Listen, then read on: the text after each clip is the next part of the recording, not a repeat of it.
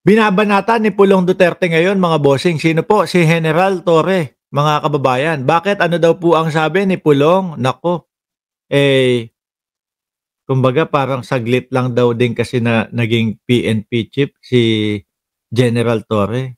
At hindi daw tumatak sa isipan ng mamamayang Pilipino. Wala daw nakakaalala ho kay General Torre mga bossing na naging PNP chief. Well, kami naalala namin. At Pulong, alam mo kung ano yung mas naaalala namin? Na si General Torre yung naglagay doon sa pintuan ng eroplano kay dating Pangulong Duterte pahatid doon sa dahig.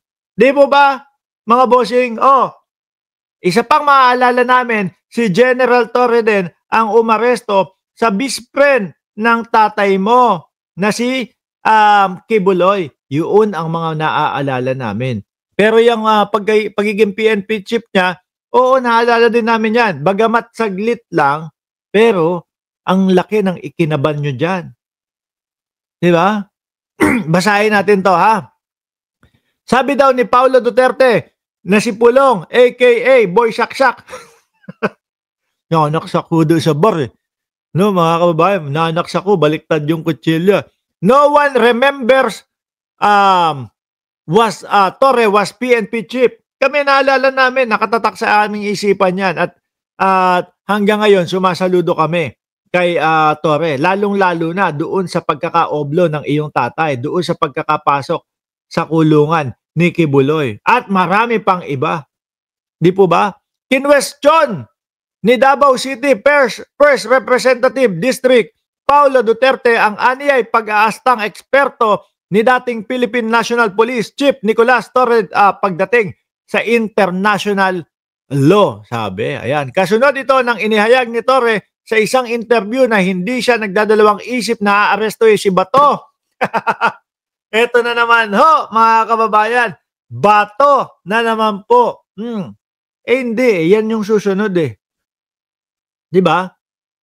Yan ho yung susunod eh. Si Bato de la Rosa, mga kababayan. Kaya tingnan nyo, ilang araw nang hindi pumapasok sa Senado si Bato de la Rosa. Ilang araw nang hindi nagpapakita si Bato de la Rosa.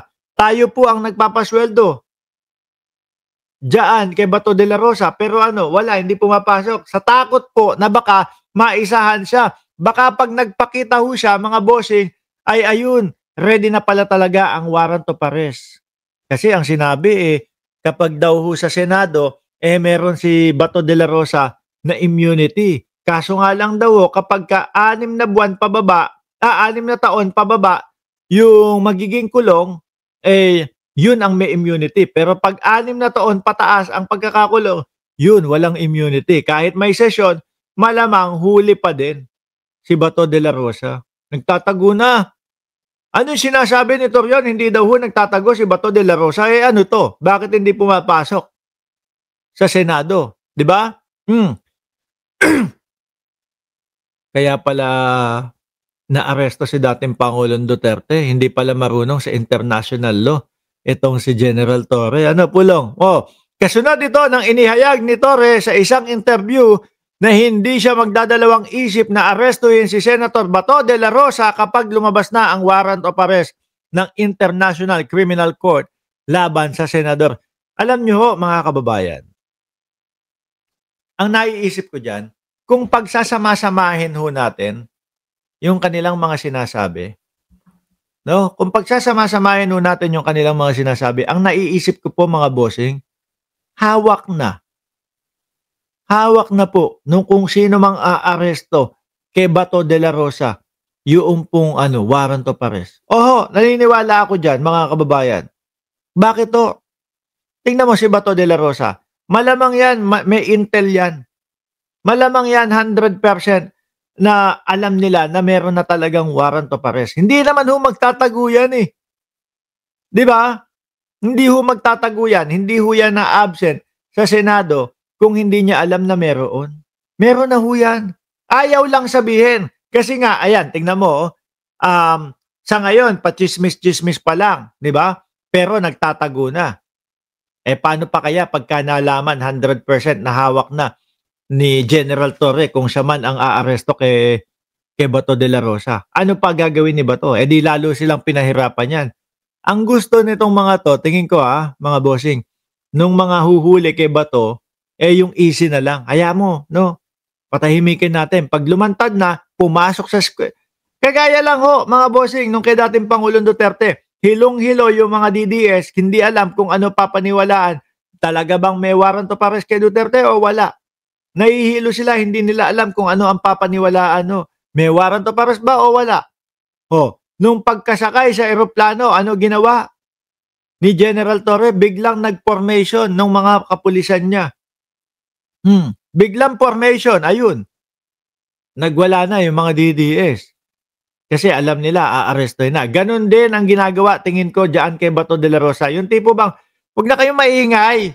No? Hawak na namin itong warrant of arrest. Basta kami ang bahala. Basta kapag lumantad bigla si Bato de la Rosa at pumasok sa Senado, tikluin na namin. Huhulihin na namin agad. Baka biglang magkaroon ng formation ng kapulisan, mga bossing, sa labas ng Senado. Sabi ni Johnny Manuyag, nasa underground ng KOJC ni Kibuloy si Bato. Nagtatago ano? Pwede, may posibilidad din. Kasi nung kay dating Pangulong Duterte pa lang ho, yung pag-aresto, mga kababayan, namundok na agad si Bato eh. 'Di ba? Namundok na ho agad si Bato de la Rosa, mga bossing. Pumanik na agad ng bundok.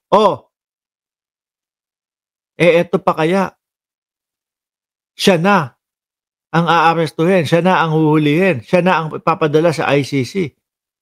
Lalong magtatago yan, di ba? Sabi ni Ma'am Neng Gigi, tama ka Mark, natunugan na ni Bato na pwede na siyang maaresto kaya nagtatago na. Hindi lang nagsasalita ang gobyerno para di masira ang plano. Sabi nga nung kanyang lawyer na si Torion hindi daw ho nagtatago.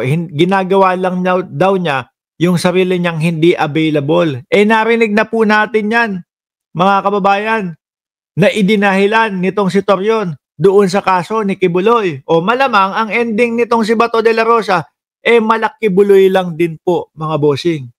No? Malakibuloy lang din po na di kalaunan, mauoblo na din. Sabi ni Nemesio Malabanan, Bato, nagpa-transfer ng buhok galing sa baba para kulot at hindi siya makilala. Before Mr. Torre, ito pa, dagdag pa ni Yotman, ni Pulong. Before Mr. Torre fantasize about arresting anybody, hindi pinapantasya yan. Napatunayan na yan sa ama mo. Napatunayan na yan sa best friend ng ama mo. At eto, kumbaga kuliglig na lang yung aarestuhin. Si Bato de la Rosa. Di ba? Kung yung dalawang pinakaulo nandun na, eto, ano na lang to, galamay na lang ito. Huli din yan, Pulong, no? Before Mr. Torre fantasize about arresting anybody, he should first arrest the memory gap of the Filipino public because almost no one remember he was PNP chief. Kami natatandaan namin, Pulong. At kasama doon sa natatandaan namin, Pulong Duterte, yung lagi ka daw absent diyan sa Kongreso, no? Ang gusto pa ng kapatid mo na Vice Presidente, tumakbo ka para maging House Speaker. Walang House Speaker na absent, puro absenero. At isa pa sa natatandaan namin, pagka sinabing General Torre, sino si General Torre? Walang iba kundi ang umaresto kay dating Pangulong Duterte, kundi ang umaresto kay Buloyski at muling aarestuhin si Bato de la Rosa at isasama si Bungo. Ayan ang nakikita namin at yan ang matatandaan namin, Pulong.